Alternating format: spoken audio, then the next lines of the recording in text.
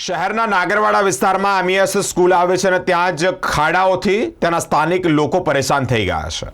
પીવાના પાણી માટે કોર્પોરેશન દ્વારા ખાડા ખોદવામાં આવે છે, પરંતુ એ ખાડાઓ સમયસર પૂરવામાં નથી આવતા। ઘણો સમય થઈ ગયો હોવા છતાં પણ તંત્ર અહીંયા ધ્યાન નથી આપતું। મિત્રો, પીવાના પાણી માટે લોકો અહીંયા વલખા મારી રહ્યા છે। તેવામાં ખાડાની સમસ્યા પણ છે। ખાડાની સમસ્યાથી લોકોને અકસ્માત સર્જાય તેવી પણ એક ભીતિ છે। ખાડાની સમસ્યાથી અહીંયાના લોકો ત્રાહિમામ પુકારી ઉઠ્યા છે। નાગરવાડા સ્કૂલ પાસે નાગરિકોને શુદ્ધ પાણી મળે તે માટે કોર્પોરેશન દ્વારા ખાડા ખોદવાની કામગીરી કરવામાં આવી, પરંતુ 10 દિવસથી કોર્પોરેશન ખાડા ખોદી કોઈ પણ પ્રકારની ધ્યાન આપતું નથી। આ ખાડા પૂરતા નથી। નાગરવાડા સ્કૂલ પાસે રહેતા 75 વર્ષીય જસોદાબેન પટેલ છેલ્લા 10 વર્ષથી ચોખ્ખા પાણી એટલે પીવાના પાણી માટે વલખા મારી રહ્યા છે। કોર્પોરેશનના અધિકારીઓ ખાડા ખોદે છે, પરંતુ નક્કર કામગીરી કરતા નથી। ખાડા ખોદવાથી પાણીની સમસ્યા તો છે જ, પરંતુ અહીંયા ટ્રાફિકની સમસ્યા પણ સર્જાય છે। સ્થાનિકોનું કહેવું છે કે વહેલામાં વહેલી તકે આનું નિરાકરણ આવે।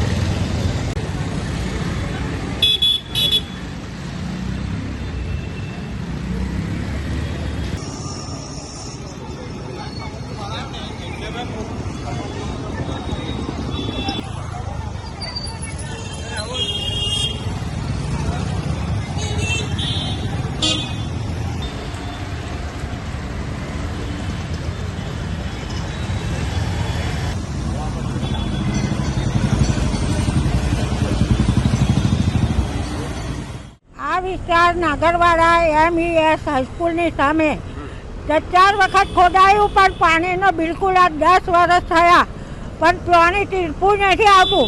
આજે અમે ગઢિયા માણસ, મારી છોકરી અપંગ, હવે અપંગ છોકરી કેવી રીતે એ કરે, પાણી ભરે કે હું કેવી રીતે આજે 4 જગ્યાએથી પાણી લાવીને અમે ઘરમાં વાપરીએ છીએ, તો પછી અમારે આજે 10 વર્ષનો અમે પાણી વેરો બિલ ભરીએ છીએ, નહીં તો પછી અમને પરત પાછા આપજો પૈસા 10 વર્ષના। ખોદી ખોદીને જતા રહે છે, પણ કોઈ એનો નિકાલ કરતા નહીં। આ વખતે પાણી આવ્યા વગર ખાડો ખોદવાને બંધ નહીં કરવા દઉં। આજે 10 વર્ષ છે, પણ બિલકુલ આ પગ ફૂલી ગયા, હેડાતું નહીં મારાથી। અને કોમ પર પૂછી જુઓ આ ભાઈને, એવી રીતે હું જઉં છું તો મારું મન જાણે। જશોદાબેન વિઠ્ઠલભાઈ પટેલ। આ નાગરવાડા વિસ્તાર છે, 4 રસ્તા તૈયાબેનનું પાણી માટે બહુ તકલીફ છે। પહેલાં બી 2-3 ફેરી ખાડા ખોદ્યા પણ કંઈ થયું નહીં। પછી એના પછી બી આવ્યા, ચાવી નાખી અંદર તો બી કંઈ થયું નહીં। તો અમને એટલી તકલીફ છે, મારા કુલરમાંથી પાણી બિચારો તો ભરી જાય છે, આપું છું એટલે આ બાજુ લાઈન ચાલુ છે, તૈયારી ભરી જાય છે, પણ કોઈ જોતું નહીં। બધા ખાડા ખોદે છે, બધું લાઈન જોઈ છે ને પછી ચાલે છે, પણ પાણી આવતું જ નથી। એટલે ત્યાર પછી 2 અરજી બીજી બી કરી, ત્યાં જઈને કોર્પોરેશનનો તો બી ગયા, સાહેબ આવ્યા જોઈને ચાલ્યા ગયા, પણ કંઈ થયું નહીં। હવે એની સમસ્યાનો હલ જ નહીં થતો ને કોઈ એવો એન્જિનિયર ને કોઈ એવો માણસ આવીને આનું પૂરો એની તેજ નહીં કરતા, તો જેથી એનો ફોલ્ટ પકડાય। કેમ કે આનામાં જે એનો ફોલ્ટ છે કોઈ અસર પકડતું નથી। બધા એકબીજાને ડાયરેક્શન દીધું છે, ખાડા ખોદે છે, એમના હિસાબે જોઈ જેને ચાલ્યા જાય છે। એટલે પછી કહે છે હવે આ લાઈન ખોદવી પડશે, તમારી લાઈનને નાખવી પડશે, પછી અમને ખબર પડશે। તો આ બી પરેશાન થઈ ગયા છે। છેલ્લા 10-15 દિવસ બિલકુલ ચાલીને બી થાકી ગયા છે પાણી લાવવા માટે। હવે બી આ ઉંમર થઈ ગઈ, કેટલા ધક્કા ખાશે પાણી માટે। રોજ પાણીની જરૂરત તો પડશે જ। એવું બી નથી વેરો નહીં ભરતા, વેરો બી ભરે છે, પાવતીઓ બી છે, બધું કમ્પ્લીટ છે। કોઈ વેરો ના ભરતા હોય તમે એને કહો તો બરોબર છે। હવે આટલી બધી મેઇન સિટીમાં ટ્રાફિક બી થાય છે, ટ્રાફિકવાળા બી પરેશાન થાય છે। મોટર ગાડીઓ એક જરા ગાડી ઊભી થઈ જાય તો આખી ટ્રાફિક જામ થઈ જાય।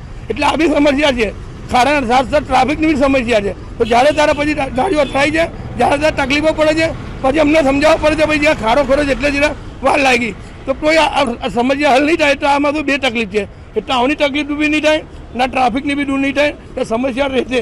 એના માટે આ ખાડો ખોદેલો 10 દિવસ થઈ ગયા, પણ 10 દિવસથી 2 ફેરી આવ્યા, ચેક કર્યું, ફરી જોઈ છે ને ચાલ્યા જાય છે। ભાઈ પાણીનો વચ્ચે ફોક્સ નથી, પછી ફોક્સ જો તો એ બી સ્લો છો।